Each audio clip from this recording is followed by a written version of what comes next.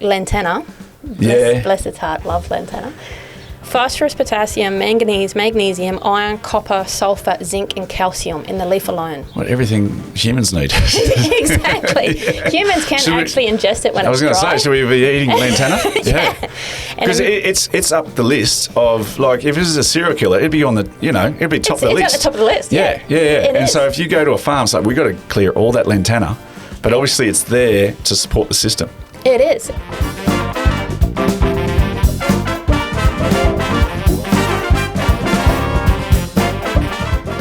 G'day folks, and welcome back to another Sauna Sessions with Shea.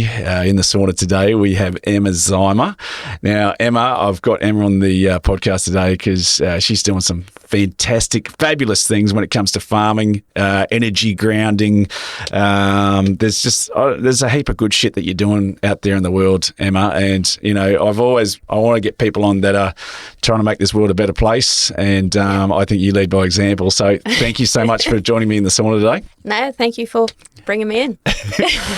Now, look, a big part of the reason I got you in here, just for a little bit of context, Emma has grown up on a farm. How long have you been farming for now, Emma? I'm 37 now. 37. Husband and I have been doing it since 2014, and we each had our own places before then as well. So, yeah. But just before the podcast, you were telling me, so you grew up on a farm with your parents? Yes. And then you started questioning the way that they were farming or just general farming practices? Yeah, it didn't seem like a very flowing type of practice, and everything was like all more about control. Like, we've got to control when this system's coming in, we've got to control when that system's coming in, there's a specific perfect conundrum of how farming's got to be seen as. Okay.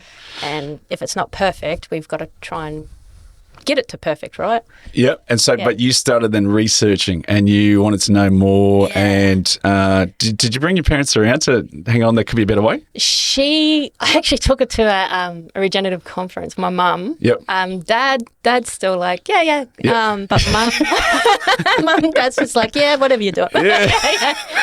But I think it was... I support what you're doing, but I won't be doing that in my farm. Yeah, I get you. Oh, well, I've taken over theirs. So. Okay, right. Mum, until I think it was 2022? Yep.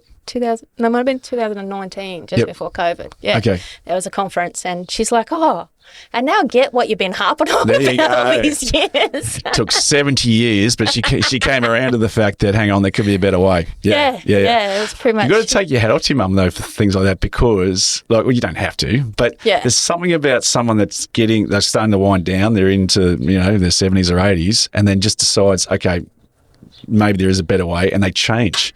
It's harder to change the older you get. So, husband and I had a lot of fights. Yeah, I imagine. He was conventional farming as well. Okay, yeah. All right. So this, so you've now brought your husband around too, that there is a better way. Yeah. Can you explain what is the better way or better practices that we can do to, become better farmers? Well, one was putting the poison down. Yep. And two, actually seeing the farm as an ecology.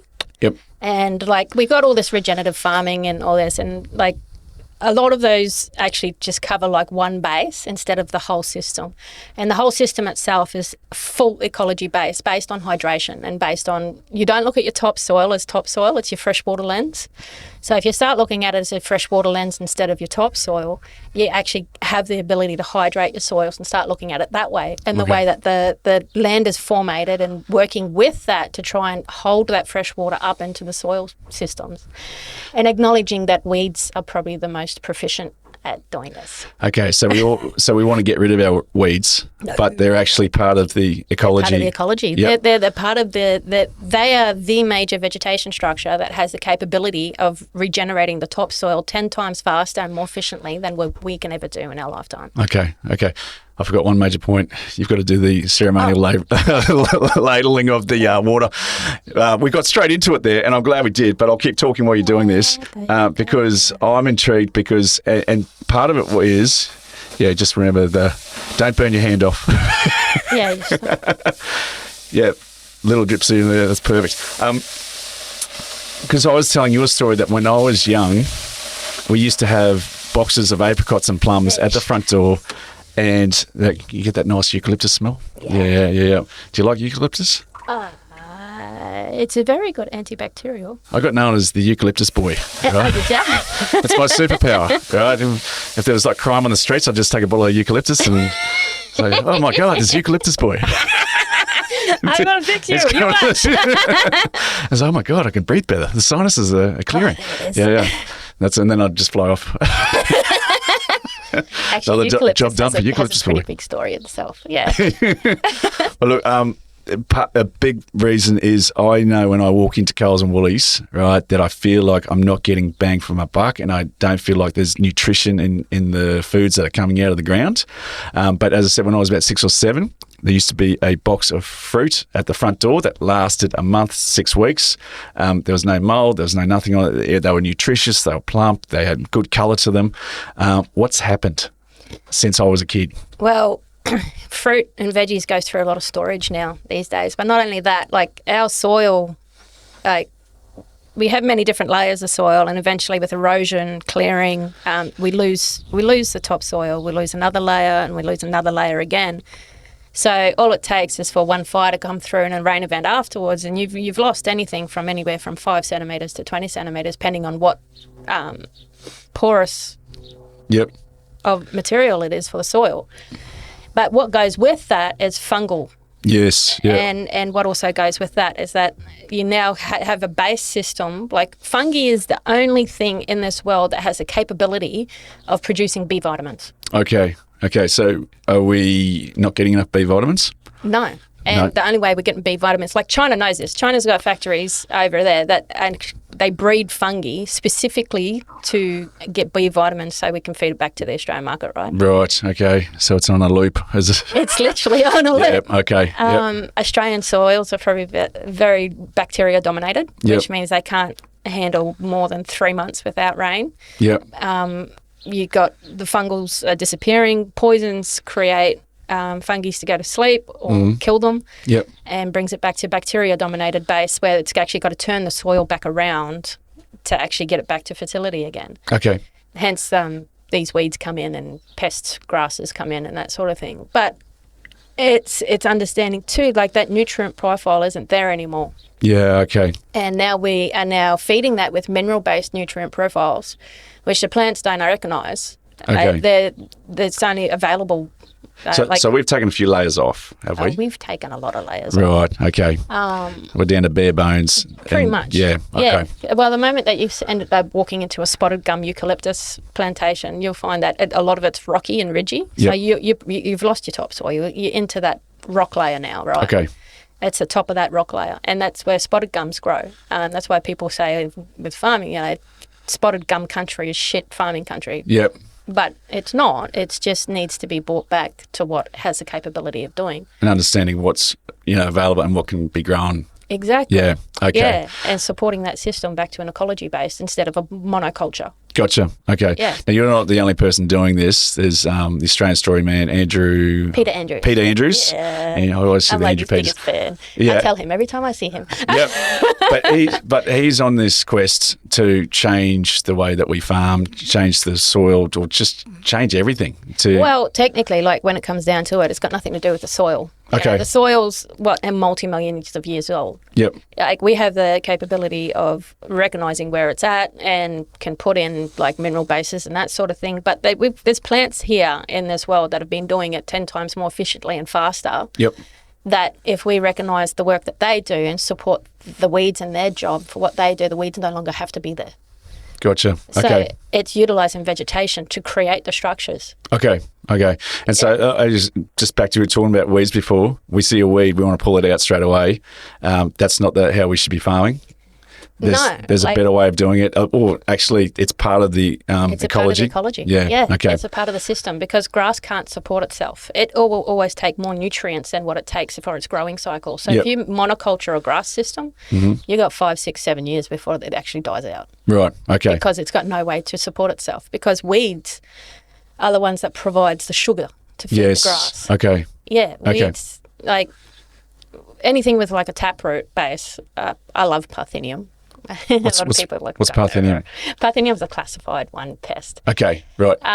But it's got a taproot. The taproot only goes down as deep as what the moisture layer is. Okay. So to the point where sometimes it'll only have a 10 centimetre taproot and sometimes it'll have a 2 metre taproot. Right. But it will only go until the moisture layer is there. Yep. And when it grows, it starts as like a full, pretty much like a carpet. Yep. And then it grows upwards. And as it grows upwards, it grows its stem like nice and thick. Yep.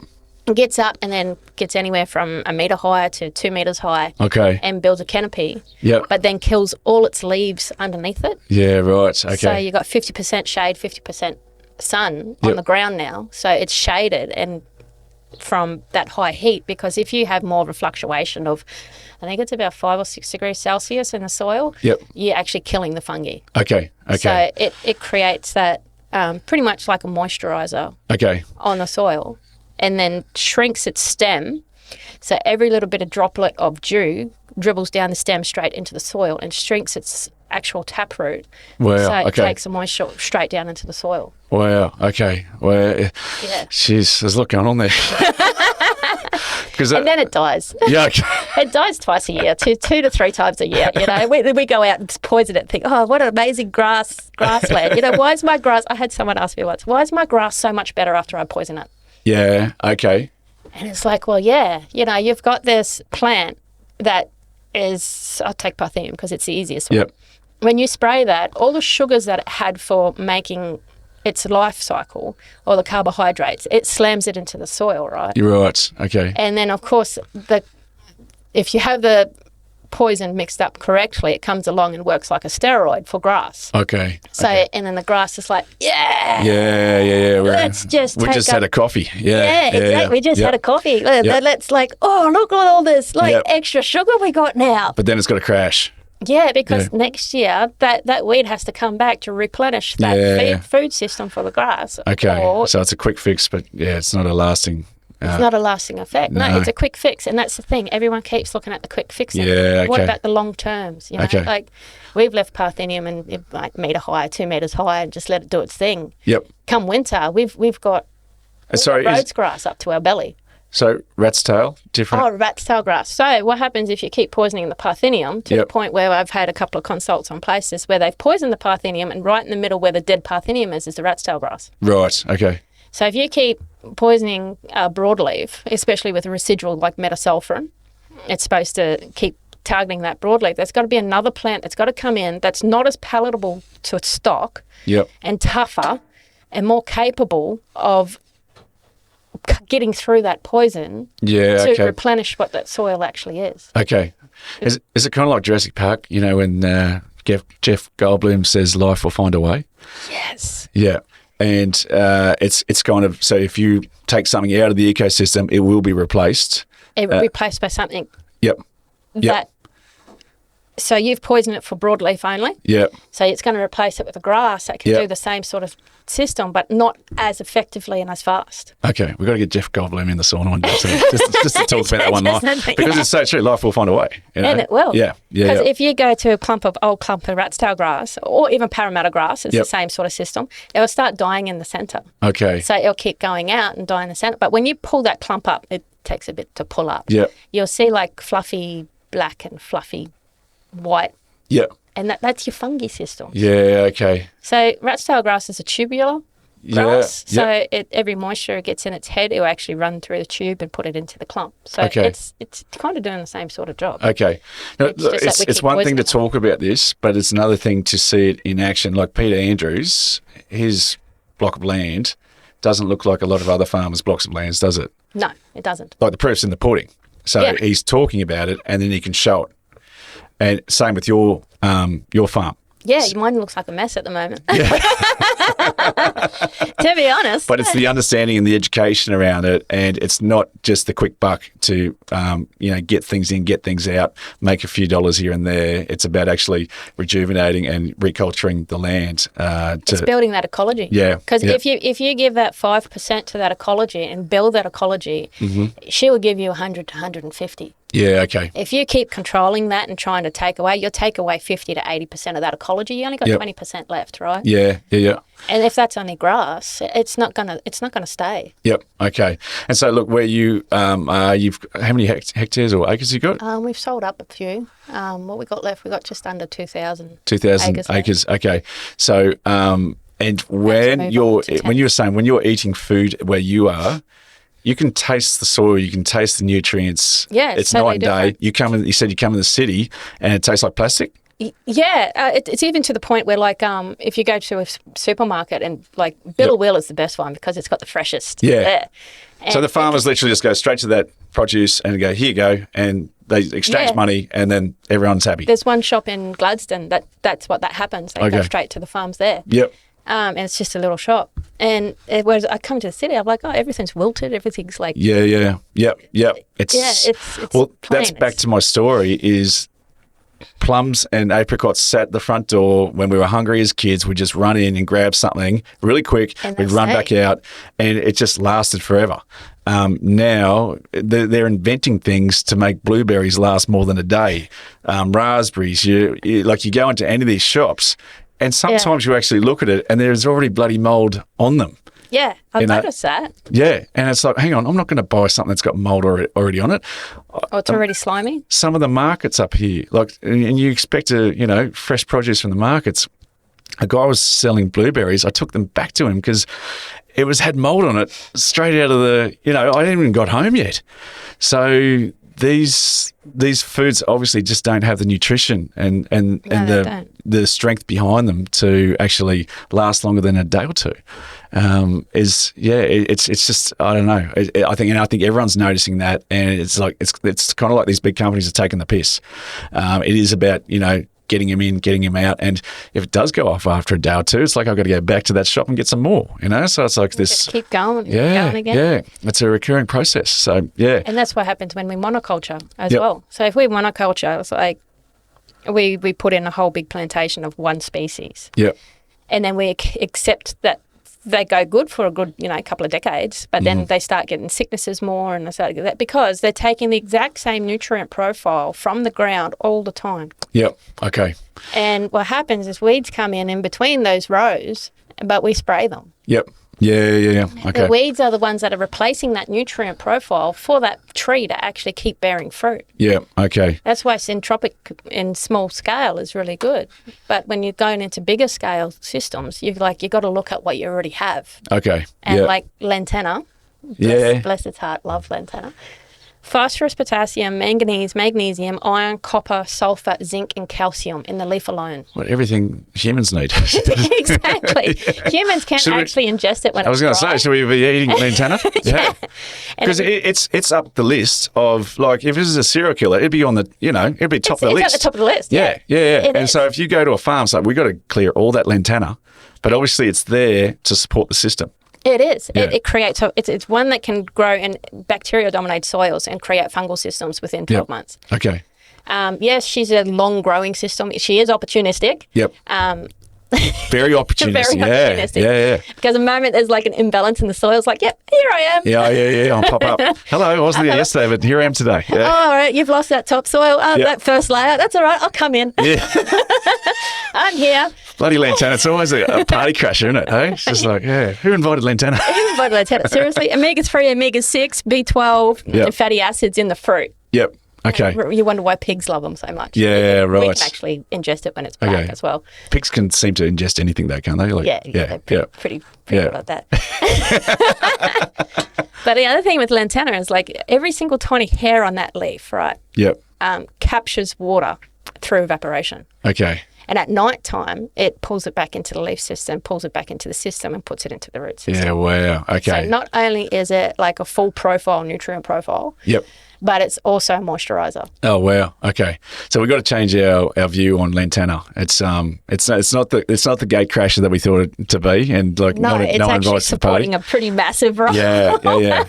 But obviously, it'll take advantage too. You've got to. Yeah, you've got to. It's like a haircut. You've got to trim it back every now and again, but don't get rid of it fully. Yeah, it's like it would never live in its own residue though. Yeah. Okay. So if you train it to go to the top of the hill and just live in that top part of the hill and keep fixing up whatever comes down. Yep. Okay. It then becomes that big nutrient profile that actually has the ability to dump that into the topsoil, Gotcha. now known as your freshwater lens. Okay. Yeah, especially Okay. if you build like a small, like a contour can be anything from plants to actual soil structure, and it can be Okay. anything from like a centimetre high. Yeah. And it's just enough to hold that profile for when it's wet, for it to actually infiltrate into the soil. Okay. Gotcha. And that's when your soil becomes more nutrient dense. Like our property, like the one that we sold, it would have Yep. been probably about 70% Lantana. Wow. Wow. Okay. When we first bought the place, we only had 40 head breeder carrying capacity. When we sold it, we had 140 on it. 70% Lantana. Lantana? Yeah. People say Lantana. Tomato. Yeah. But when you think about it, when you got that high profile nutrient content, Yeah. why do cows eat grass? Oh, that's the age-old question, isn't it? To fulfill the nutrients. The nutrients. Yeah. It's what they eat. Yeah. To Yeah. fulfill the profile that they need for their living system. So when dairy farmers are feeding grain and other, is that why cows are farting so much? That it's not their normal It's not their food? normal digestive Yeah. system. But Yeah. what you got to think too is bringing that grain in is also a way of fertilising your paddocks. Yeah. Okay. Say, like when you look at dairy farmers, how much fertilising they do? Oh, we don't Yeah. do much at all. Yeah. But you got the hose out from the poo, Yeah. from the stalls, and then you've got also you're feeding them grain. That grain comes from off farm. Yeah. Anything that comes from off farm is holding fertility Yeah. that Okay. you don't have on your farm. So look, you're blowing my head right now, and there's not too much space for it to go right in the sauna.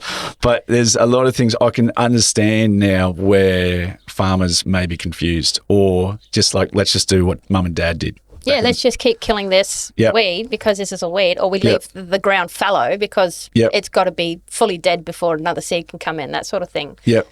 But they're starting to figure out glyphosate's actually residual. And Dr. Gundy, pretty sure it's Gundy, she's done a bit of research on that as well, and they've found it in water droplets in the sky. So even if you are, like there's points in America where even if you can't be classified as organic farmer because you're near cropping. Yeah, right. Because it falls in, and wherever the water lays, you've got glyphosate. Yeah, wow. Okay. So it's a system that if that continuously keeps going around and round, like what's going to be left? Yeah. You know? Okay. And you're poisoning the plants like rat's tail grass that has a capability of exchanging that toxin Yeah. or that poison into something that's actually fertile and have the bugs come in to actually change that system, but you keep poisoning it. Yeah, right. Okay. And that's a flow-on effect too to humans. So we were just talking off air before about you don't know why, but you feel 3 or 4% worse than you did maybe 2 weeks ago, and it's a slow burn effect. Yeah. Now, if we're eating foods that aren't nutritious, they haven't got everything that Lantana's got, right? Yeah, right. Yeah. Then we're going to slowly burn and come down the other side, and it's almost you just take that as gospel as this is just how I am, right? Yeah, it's just who I am because it's happened so slow and slow gradual. It's like, this is actually who I actually am now. So how do we start feeding ourselves properly as humans? Well, the best way is actually, honestly, is the organic way. Okay. All right. So because most of them are actually built on fungal-based soils. Okay. Yeah. So farm to the door. Farm to the door, yeah, definitely. Okay, and that's farmer with to fridge. farm to fridge. Yeah. Yep. Okay. Yeah, and if we can buy direct and know more about where our produce is actually coming from. Yep. Because these bacteria-dominated soils, like they don't have the capability of exchanging nutrients as proficiently as what the fungal-based do. So in some ways, it's actually easier to get good food because you can open your front door and bang, there it is. It's ready to go, and it's more nutritious than you going to Coles or Woolies, getting some shit that's going to last a day or two. You're going to feel worse for it. So go check out local farmers in the area and see if, everyone's starting to do it now, but I think everyone's starting to realise that these big corporations are starting to take the piss as well. And it's more about the dollar and getting you in, getting you out. You're going to feel, as you said, like you're going to feel content by having a meal, but it's not going to be the most nutritious meal. So no, it's not. But then you'll be having to, like the cows, like I was saying, like with the 70% Lantana field, the cattle didn't have to eat as much grass to get their nutrient profile. Yes. Okay. But on another property that we had lease on, they had to eat 10 times the amount. Yeah, right. Gotcha. It's the same as like you're saying. You go to the supermarket. Yeah, I'm eating, but I'm eating more now. Yeah. But it's not necessarily more nutrient dense wise. Is that so?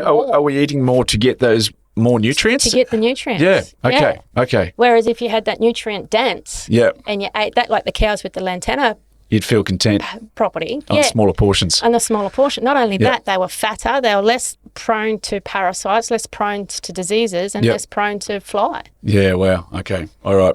So there's some just basic things that we are falling by the wayside, and I think that we're, as a culture and a community now, we're starting to. We're always looking for something to make things easier. Yeah, and I'm not saying go buy a Lantana field and put cattle in, because they need to be brought up onto it to understand how much they can actually ingest, or else it does kill them. Yes, yeah. That's the thing. Like, these toxic plants come in for a reason, and that's to allow that system to have a rest. Yeah, okay. But we poison it and force it, force it to move, keep going. Okay, yeah. So all we're doing is pretty much just raping the soil. Yeah, okay. That doesn't sound like a fun idea to do. No. Yeah. But it's going, okay, why am I cattle getting Lantana poisoning? Oh, it's because they want that nutrient profile that's in that leaf. Okay, why don't I just stock a lick there?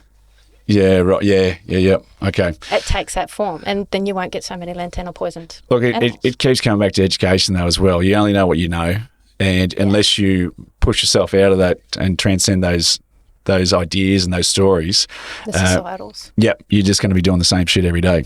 So it is, and that's why I suppose podcasts are, are good to have people think, hang on, what can I do differently? Yeah, just scratch that itch, get curious. Yeah. It's like, hang on, I'm eating shit that goes off in 1-2 days, but your brain can trick you. It's like, I'm eating fruit, or I'm eating something, and it's healthy. It's healthy. I've eaten one fruit, but I still want some more. Yeah. Because that profile's not met, right? And there's videos now I'm seeing on how to actually remove the pesticides from your fruit, like putting baking soda and fucking lemon juice and all this sort of stuff to actually take the crap off the outside of it. Look, I think there's a lot to be learnt about that. And just, I think what you're putting into your stomach, you really need to, take some time out and just research, hang on, what's best for me. I've always, I think I've heard once, and I've thought about this, is like there's 1 in a billion people who are allergic to baby spinach, right? Yeah. Now, if you go to a dietitian, they put you on a baby spinach diet, well, you're going to reject it. So it's not one size fits all, is it? So you've got to work out what works for you. Yeah, but there are some foundational structural things that you can do from a dietary perspective to actually kick your immune system and kick your body into the right, into the right. Yeah. Form. Well, it's like, I don't know if you've heard of Rory Bland. No. He was vegan for quite a while, and he did the carnivore diet. Oh, yeah. And then just slowly introduced to that way. Yep. And phenomenal what he went through with his journey. He actually documented his whole journey. Yeah, okay. Yep. But it's what's for you and what works for you. But let's get on to water at the moment. I've had a lot of conversations with a few people about water, like the ingesting of water. Yep. And it's like, one, you dilute your mucus in your gut, you dilute your mineral profile in your blood, and you dilute your stomach acid. Okay, so I was a 2 to 3 litre a day person. Yeah, well, the thing we grew up with was 8 glasses a day, right? So, and the more I'm researching too, that's all bullshit.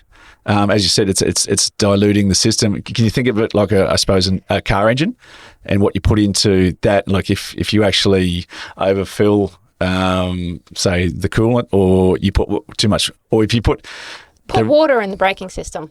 Yes. Okay. Shit, I knew we'd get there with the car.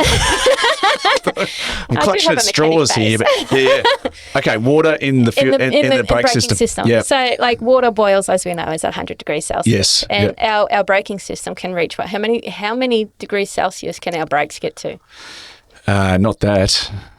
I don't know. It's 300 to 600 degrees Celsius. Like, we've got full friction on those brake Gotcha. right? Okay. You've got that caliper that comes in with that brake fluid at the back of that caliper. Yep. And so what happens if you have pure water in that system, all of a sudden you've got this air bubble Yeah, in right. between where the calipers are actually supposed to be engaged and where this fluid's supposed to push onto it. Okay. And now you're pressing the brake Nothing's happening. and nothing's happening. Yeah, like right. you've got nothing left in that system. Okay. Yeah, because it's like full air bubble. Yeah, right. And it's like, okay, well, how do I actually get that back? You've got to actually purge that system full of that water and bring it back to brake fluid. Well, so if you want to take it to the extreme, there's rave dancers, right? They will take ecstasy or some, hallucinogenic, and then OD on water because they drink way too much water. Much water. Yeah, and it actually can kill you if you it does. do to an extreme. Yeah. What's a diabetic system? Blood system. If you look at a diabetic blood system, which I was bordering on. Yeah. Okay. You got your red blood cells and you got water outside the red blood cells. Yes. Yeah. That's the start. Okay. Yep. So what happens is your blood red cells are going, oh look, we've got enough. Yeah. Yep. We can't get any more in. So it hardens the cells. Okay. And goes, we don't need any more water. You're just gonna, flood us. Yeah, right. And then it's like, okay, what do we do with this? I don't know. Let's just put it into our joints, put it into our stomach. Okay, so it's got to find fluid an retention. exit for it. Yeah. Yeah, like most people have come across, I had this one lady, beautiful lady, we worked on her about 2 weeks ago, and she's like, oh, I don't mind my belly, I've always had a fat belly. I said, no, you'll find out once I do this that it's probably just fluid lock. Yeah, that's all it is, and it's just a fluid lock. Okay. Like you're loading up your lymphatic system. Yeah. I want to get onto that in a second because you've done some crazy shit to me, right? That's it was an eye-opening thing for me. But even with like the old adage was when you pee, if it's yellow, that means you're dehydrated. So it needs to be clear. That to me, if that's in the brake system, back to that analogy, in some ways that's nutrient or it's the water mixing with things to make it that colour. So if it comes out just water. How much minerals did you just strip out of your body? Spot on. For your urine to be clear. Yeah. So it's actually the opposite.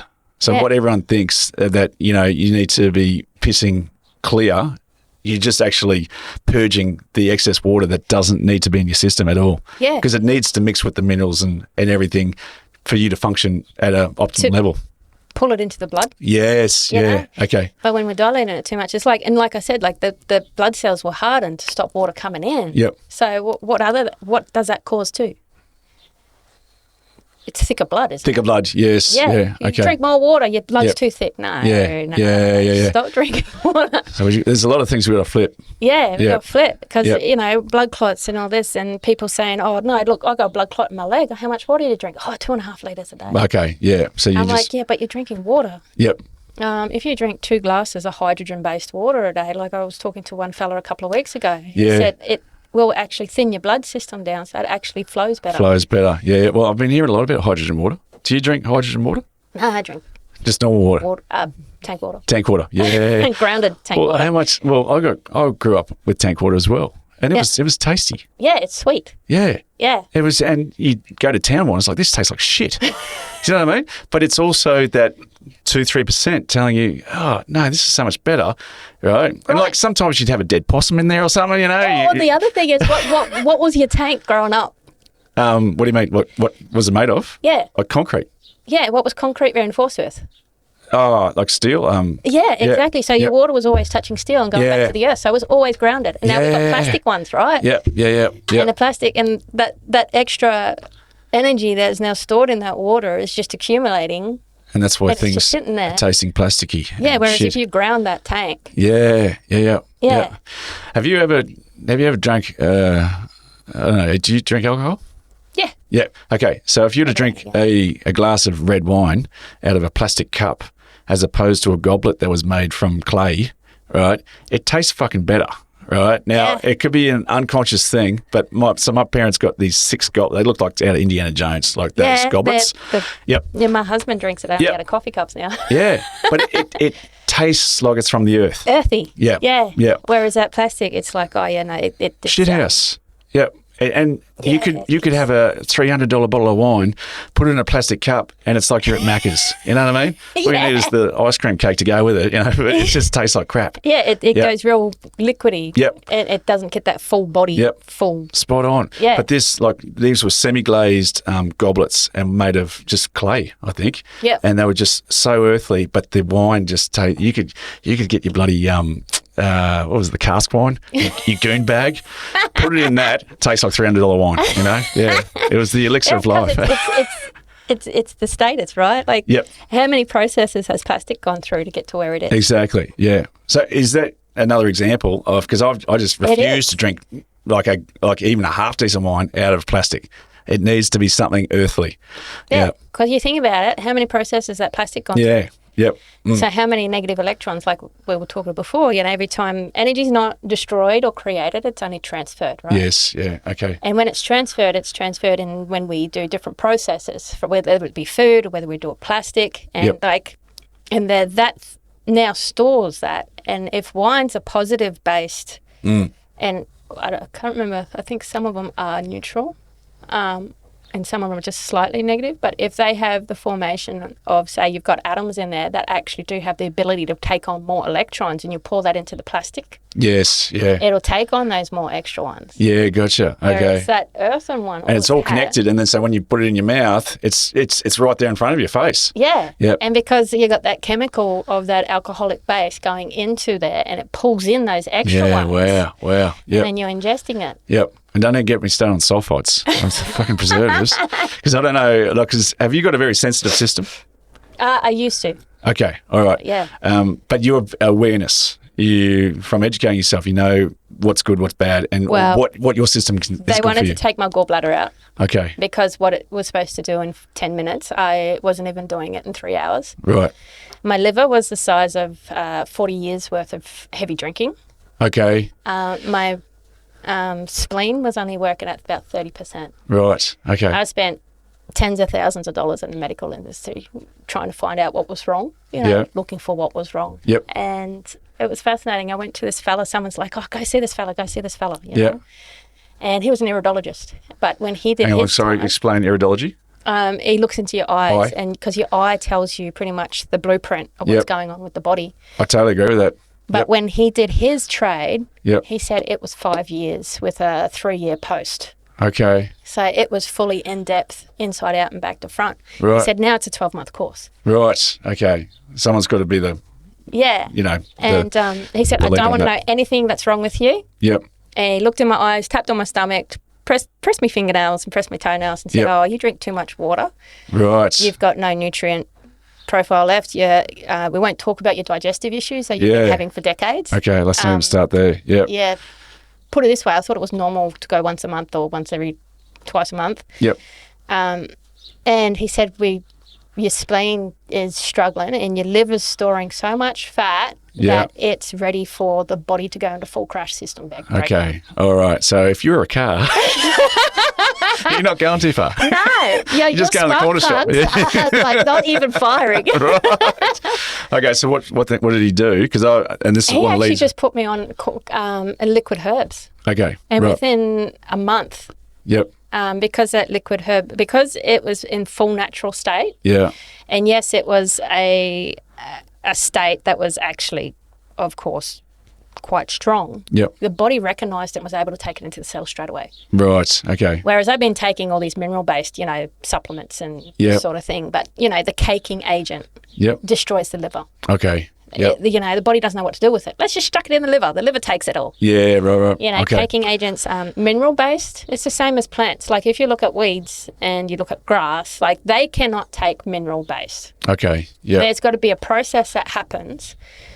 Like you throw on that phosphate, you throw on that urea. You've got to have something that comes in that changes that from a mineral base to a soluble base to an available base. Yeah, right. For that to be utilised quite efficiently and effectively. Our body doesn't recognise all this mineral-based. Yep. So it's like, let's just put it on the liver. Yeah, we don't know what this is. Put it on the liver. Put it on the liver's tab. Yeah, pretty Pretty much. Yeah, right. The liver can regenerate. Keep putting on that tab. Can you imagine the bartender coming up to the liver and going, "Look, you got a $3,000 debt, buddy. You better pay up today, all right? Otherwise, you're out. You know, you're not the one pot screamers. Yeah. One pot screamers. I was a one pot screamer. Were you? That's how badly functioning my liver was. Okay, right. Yeah. Because it's like I can't take any more of this. Let's I'm just already dump maxed it out. straight into the bloodstream. We know what that is. We put it straight into the blood. There you go. My credit card's maxed out. I can't go any more. Okay, so stop feeding me this toxic shit. Or one pot screamer. I get that. Yeah, it's because my partner's a 2-pot screamer. Yeah. Yeah. You probably find there's something around the liver and about that, especially when we're in fight and flight for most of our life. Yep. Our liver is the one that can regenerate, so it's the one that takes the most. Okay. Yeah. Especially if we don't have that full flow through our hips. Like I said, they're discovering the heart's not as big a pump as what they supposedly reckoned it was. Yeah, It's more right. vacuum, whereas our feet are the pumps. So when you stop walking, your heart starts struggling. Yeah. So get out. Look, I want to say that for another time because we're almost at a gas. But it's been car analogies all day today. But with what you Keep putting sugar in the system. No. And don't put water in the brakes, whatever you do. Okay, don't. just Or even in the fuel system. Yeah, don't do that. Just yep. You did some funky shit to me the other day, right? I was telling you that I had a sympathectomy, and that one of the side effects of that was Horner syndrome of the eye. Yep. You did some funky shit to my head and actually moved some things in my head and then also in my eye. And like one of the side effects of Horner syndrome is one of the pupils is dilated, and I literally had, I think the left was 3 times bigger than the right. And I just put it down to Horner syndrome. But the stuff that you did to me, I went home and they were equal for the first time in about 5-6 years. What was going on there? What did you do to me? So the stipulation in the medical industry is that once our skull plates are formed and fused, that's it. They can't move. Yep. But what I've discovered, actually due to my 2-year-old, Yeah. and is that they actually can move. Okay. And all it is just muscles and ligaments on the internal part of the brain and the internal part of the eye that have the capability, if we have that right spot and that right pressure, we can actually move it. Okay. So that pupil being what it was, it just means that you weren't getting the full flow behind the eye. So it was a blockage. Jammed down. It was a blockage. Yep. And to me, I see that as a dark spot. And it's like opening that up and pushing through that energy that's there and bring it up and open to where it's supposed to actually have flow. Because even I think my face was a little bit skew as well. So the left was drooping. That's why I'm like, something's... Yeah. It pretty much just... I was just walking around like this trying to balance up, you know. Yeah.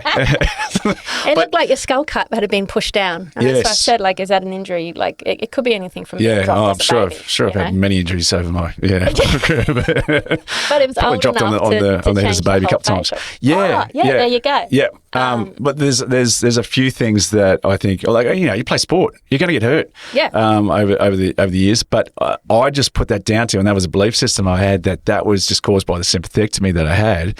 But in hindsight, it was just a blockage. That's all it is. Yeah. And that's the majority of a lot of things come into. Okay. You should have said that'll be $75. Thank you. Because when I got home, my partner said, "Oh, you look straighter." You look well balanced. Yeah.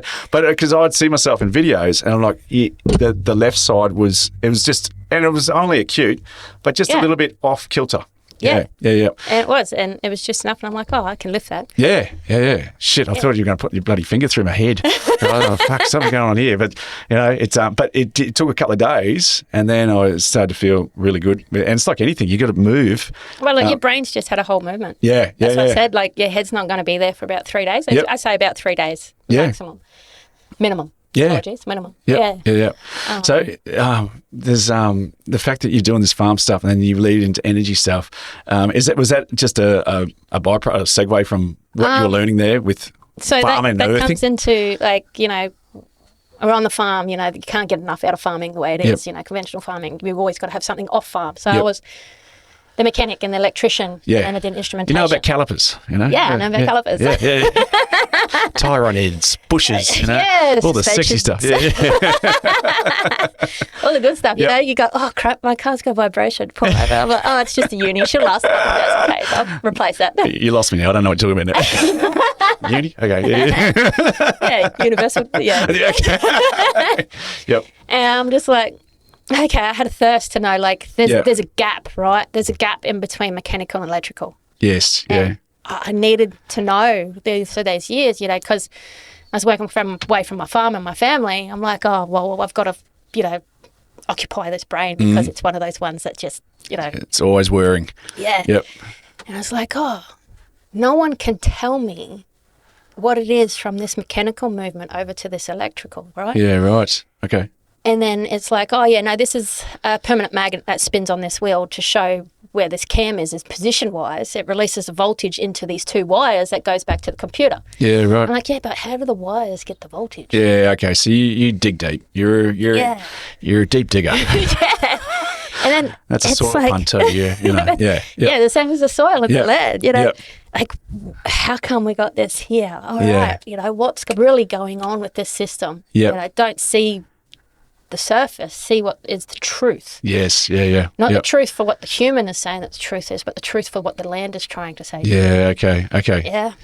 The ultimate truth. The ultimate truth. Yeah. Yeah. Yep. The truth for the landscape, not for humans. Yeah. Okay. Yeah. Okay. Yep. You go for the truth of the landscape and you start following that, it will give you more. Okay. Yeah. Yeah. Because it's like, oh, thank you for recognizing, all right, this is the system. Yes. Yeah. Yeah. Yeah. Whereas if you keep going with the human truth, oh no, we've got to control, it's got to be perfect, it's got to be like this. It's like Yeah. Yeah. Yeah. you're Yeah. just destroying Oh God. a system. Look, I'd like to talk to you for another 3 hours about this, but I feel my camera and the boom mics are going to overheat. Electronics and sauna not always a great Oh, idea. yeah, it's getting a bit warm. Yeah, they get a little bit warm, but they're robust. But look, thank you so much for joining me in the sauna today, Yeah. Emma. It's been an absolute privilege having you, and thanks for your time because I think you've opened my eyes literally on one side, greater than the other, to a lot of things, and I think the audience at home will get a lot out of this. So thanks for coming in. Thank you. Yeah. Guys, don't forget to share this episode if you see it on YouTube or on Spotify, and follow Emma and reach out because she's got a lot of good things to say, to be part of. So where can people catch up with you, Emma? Yeah, that's a good point. I'm quite hidden, aren't I? Very hidden. That's right. You don't have to. Kamala Regen. Regen is our website, which Okay. is kamalaregen.com.au. But of course, my Facebook is a public profile. Okay. So yeah. I just keep it public. Check it out there. I've in my phone, I've got you as Divine Emma because is it Kamala? Kamala Regen, yeah. Means divine. Yes, Is that- Kamala means Yeah, divine. okay. Yeah, so we've got Kamala Kelpies as well. So, Okay. Yeah. Nice. Yeah, in business with Jan Lowing from Nobby. Yeah, Nice. we work Nice. together. Well, look, go check out Kamala Region website. Reach out to Emma if you want any more information because she's a wealth of knowledge. But thank you so much for joining us in the sauna today. No, thank you for having me.